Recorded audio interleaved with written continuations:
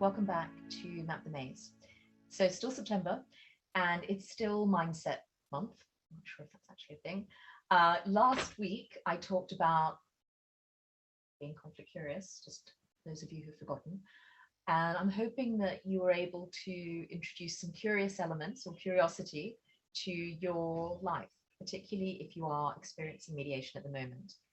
This week, I wanted to talk about hope. And hope is a difficult subject. And as I said last week, it can be controversial. So first of all, why? Why is hope as a mindset helpful? From my perspective, hope is something that they kind of beat into you at mediator school.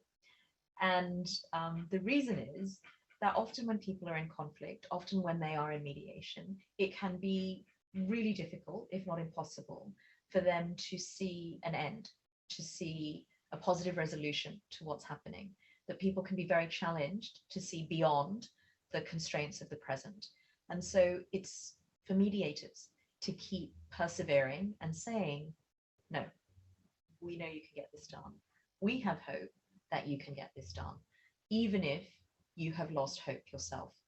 And I remember sitting in a mediation with some clients who were signing their final agreement sort of a week after their final session. They'd come back in after making some comments, they were signing up, and the wife turned to me and she just said, last week I just didn't see that this would ever happen. I just lost hope we could get this done. And she was right. I think, the week before had been very challenging. And one of the reasons why people come to mediation is that we will keep hoping, we will keep believing in people's ability to do this. And so hope is something that is kind of, I guess, shared, that the parties can have it, the mediator can have it, the mediation as a whole can be hopeful. If you are in a mediation where everyone is hopeful, it feels kind of amazing that despite the hardships, the challenges, the pain that people have endured, they are both choosing to try and find a positive way through. It doesn't happen all the time. And I think it's kind of an incredible rarity when it does, that everybody is in that mindset. But what I would say is that people in that mindset, from my perspective at least, have an easier time in mediation. That hope is a way, and I kind of wrote about this sort of a couple of years ago, but it's a bridge. It's a bridge from the reality of the present to the promise of the future. And it's hard to believe in it, because the present reality can be deeply unpleasant, fractured, chaotic, full of hurt, full of blame, full of negativity. And to believe in the future as a positive place can be really hard. But this Mindset Month is all about what gets you closer, what makes it easier for you to achieve your goals. And from my perspective, having a mindset with hope does make that easier. So Tolkien compared hope to a fairy tale, which does make it sound a little bit like it's delusionary, that it's not going to happen. And I guess in a sense, it is a little bit about building a fairy tale for yourself. But what he also acknowledged is that hope allows us to change and adapt.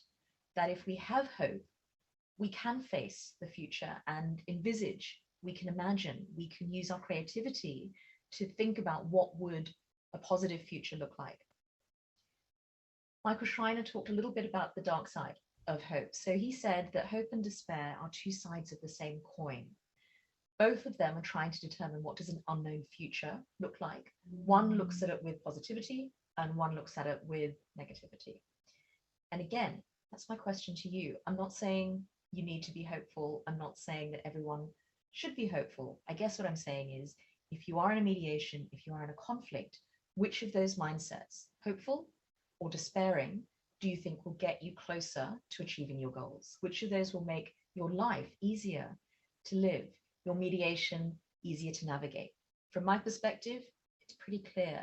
Despair is a dreadful place to come from, because from despair, there is a sense of powerlessness, helplessness, being overtaken or overcome by everything that you're facing. And one of the things that we really hope for people in mediation is that they feel empowered to find answers, empowered to move forward, empowered to envisage what change can look like. And I'm not saying that these are changes that people want, but often when I work with people, they don't want to make changes. They really don't want life to change. They don't want their situation to change. The problem is it takes two people to decide to get married, but it only takes one person to decide to end a relationship. And so it is the sad reality that people can be stuck in a separation or divorce that they really don't want.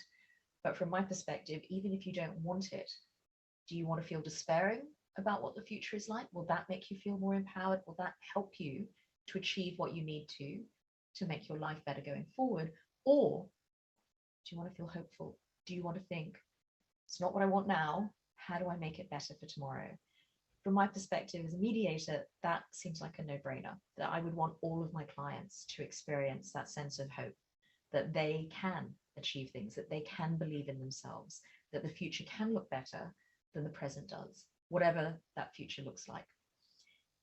Okay, so something to think about this week. Next week, we're going to be talking about patience. That's a tough one, but take care, have a good week, and I will see you back here.